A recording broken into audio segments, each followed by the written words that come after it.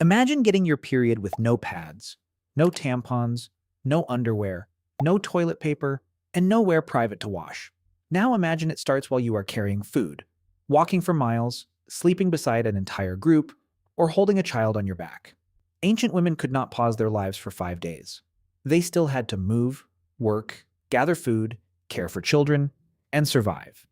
So they used whatever could absorb blood: folded cloth, wool, plant fibers, soft moss, and sometimes just several layers of clothing. But absorbing the blood was only the first problem. The harder part was keeping any of it attached to a moving body. Modern underwear uses elastic and tight fabric. Ancient clothing was usually looser.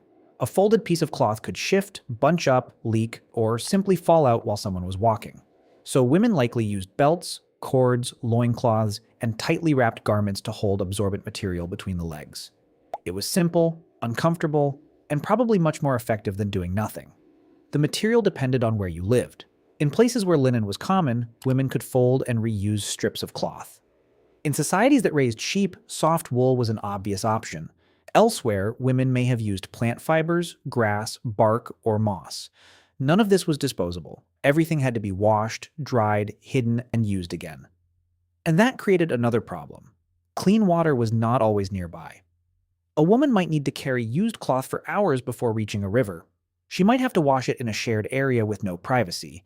In hot climates, the material could begin to smell. In cold climates, it might freeze before it dried. The cloth was reusable. Unfortunately, so was the problem. Dark clothing helped. So did long skirts, robes, and several layers of fabric. A stain was easier to hide on brown, red, or black cloth than on pale linen. Some women probably bled directly into their clothing when better materials were unavailable. That sounds extreme today, but for most of human history, daily life did not stop because someone was bleeding. Food still had to be gathered. Water still had to be carried. Fires still had to be kept alive. Children still had to be watched. Ancient women were not lying down for a week with a heating pad and a streaming subscription. They kept moving. But not every woman experienced this in the same way. A wealthy woman might have fine linen, extra garments, clean water, servants, and enough privacy to rest.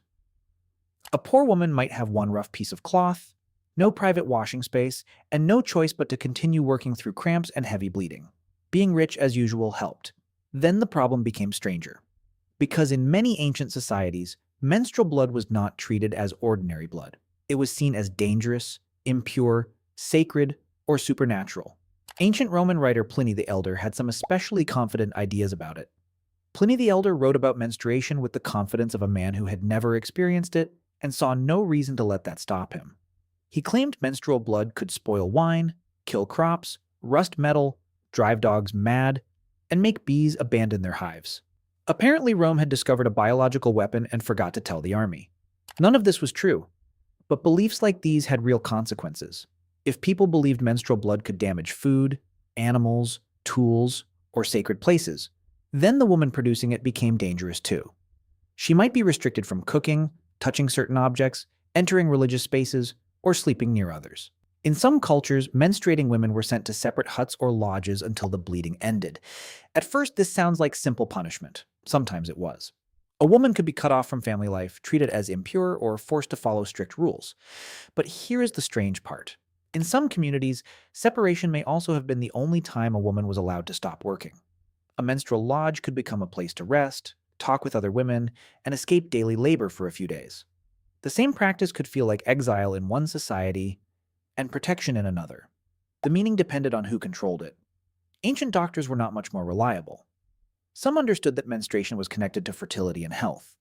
A missed period could signal pregnancy, illness, poor nutrition, or physical stress. But others built theories so wrong they survived for centuries. Aristotle decided menstrual blood was reproductive material that a woman's body had failed to complete. His explanation was that women were naturally colder and less developed than men. Brilliant philosopher. Terrible gynecologist. This idea helped reinforce the belief that women were naturally defective versions of men. Greek and Roman medicine continued developing theories around menstrual blood, but the people with the most practical knowledge were rarely the ones writing books. Women learned from other women. A girl did not need a philosopher to explain menstruation. She needed an older woman who knew which cloth worked, how to tie it, how often to wash it, what helped with pain, and when bleeding had become dangerous. That knowledge was passed quietly from mother to daughter, sister to sister, healer to patient. And most of it was never written down. Pain was another part of the problem.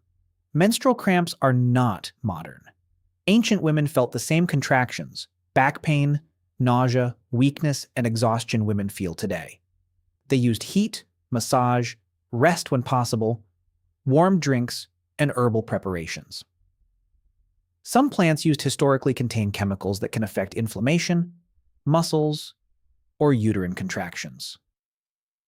Others probably did nothing. A few could be dangerous, but women kept experimenting because they had to.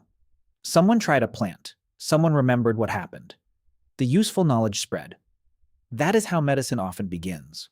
Not in a laboratory, but with pain, memory, and the need to make tomorrow slightly easier. The biggest mystery is that almost none of these materials survived. Stone tools last for thousands of years. Used rags do not. Wool decays, moss disappears, leather rots, plant fibers collapse into the soil.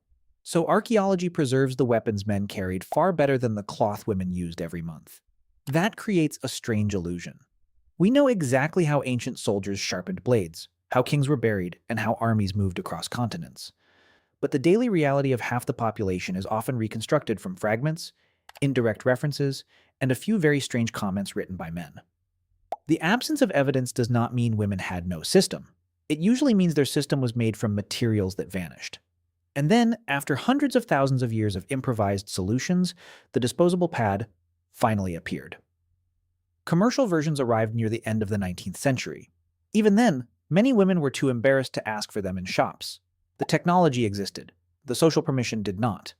Mass adoption came later, when companies learned to sell menstrual products as clean, discreet, and modern.